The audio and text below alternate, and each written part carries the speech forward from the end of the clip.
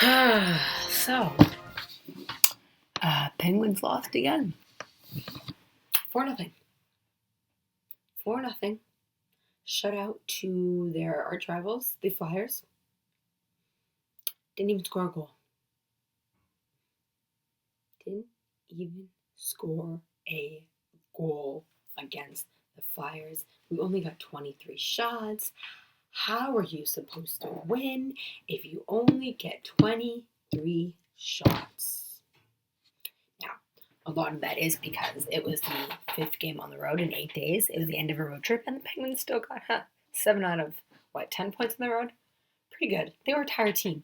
But, the Philadelphia Flyers are trying to get into the playoffs. You can't give them life, and Matt Murray can't play as badly as he did. He was not great. He made some great saves, though, but he let in the 4th goal. He let in, that was a bit of a fluke goal, but some of the other ones he definitely could have had. The 3rd one he definitely could have had. He didn't have a lot of help on defense. The defensive injuries have been showing. Now Ron Hainsey is out, and the defense has used 13 players this year.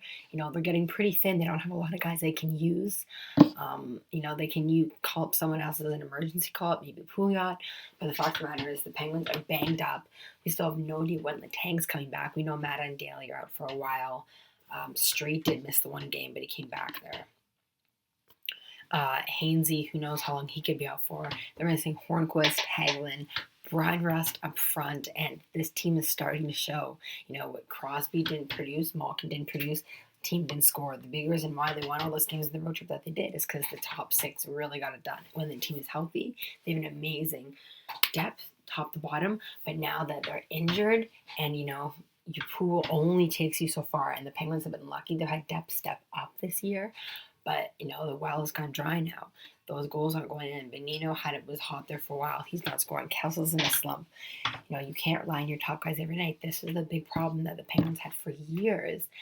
A big reason why they lost in the playoffs is because Crosby and Malkin went dry and no one was there to pick up the slack.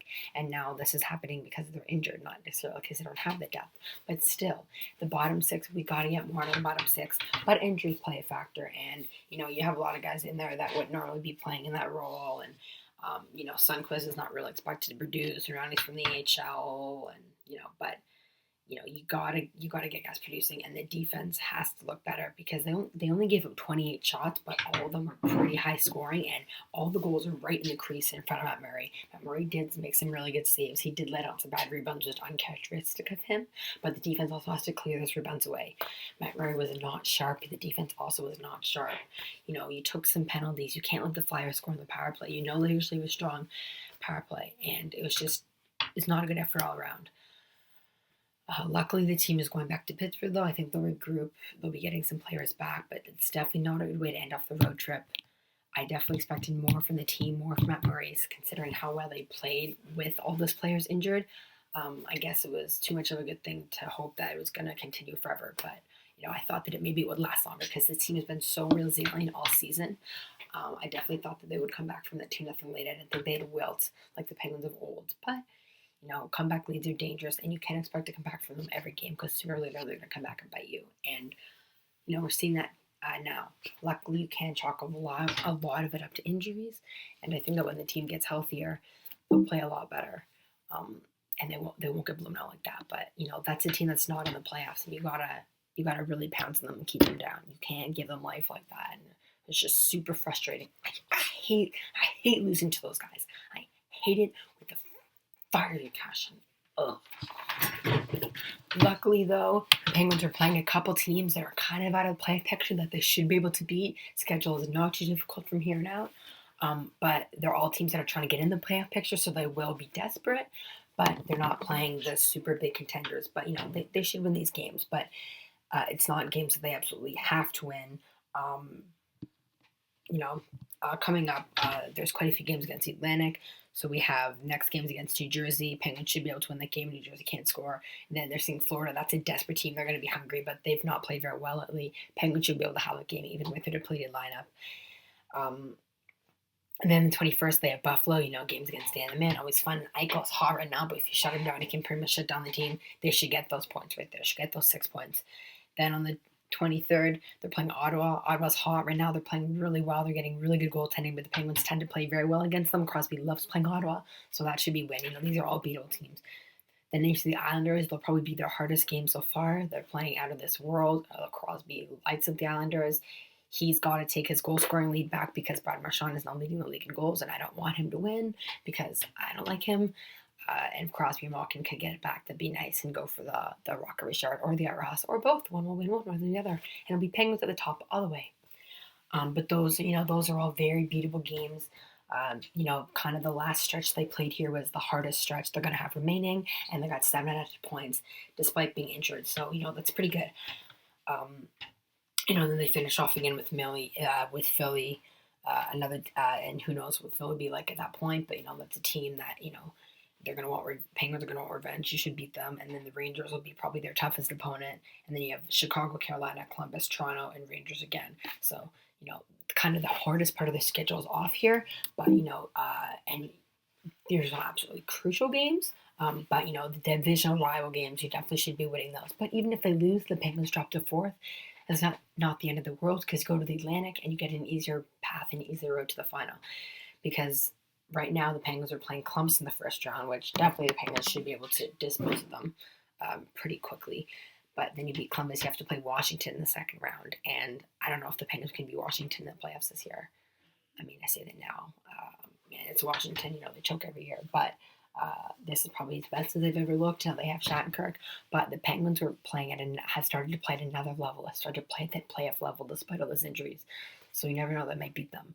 But then, or they might play the Rangers in the next round. Or Washington or Rangers, whatever. But the road through the Metro is a lot harder than the road through the Atlantic. So the Penguins will probably finish in second or third.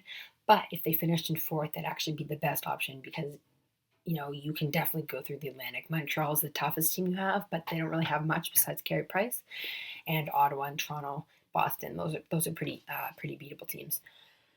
So, but the Penguins are in a good spot right now. As much as I hated losing, one game, there's no sense panicking. I'm more worried about the state of Ron Hainsey and their injuries and why every year the Penguins have so many injuries. I think it's definitely a curse, but I think it's also probably the fact that the players may be overworked or their doctors are just incompetent and they put them back in the lineup too quickly or they leave them in the game when they're injured and they let them stay there. But it's literally only the Penguins that are this injured every year. It's a problem. It's a phenomenon. I don't think it's a coincidence. It's probably a combination of luck and overtraining. You look at Phil Kessel, who never gets injured, chubbiest guy on the team. There could be something to that. If you have less body fat, you're more likely to get injured.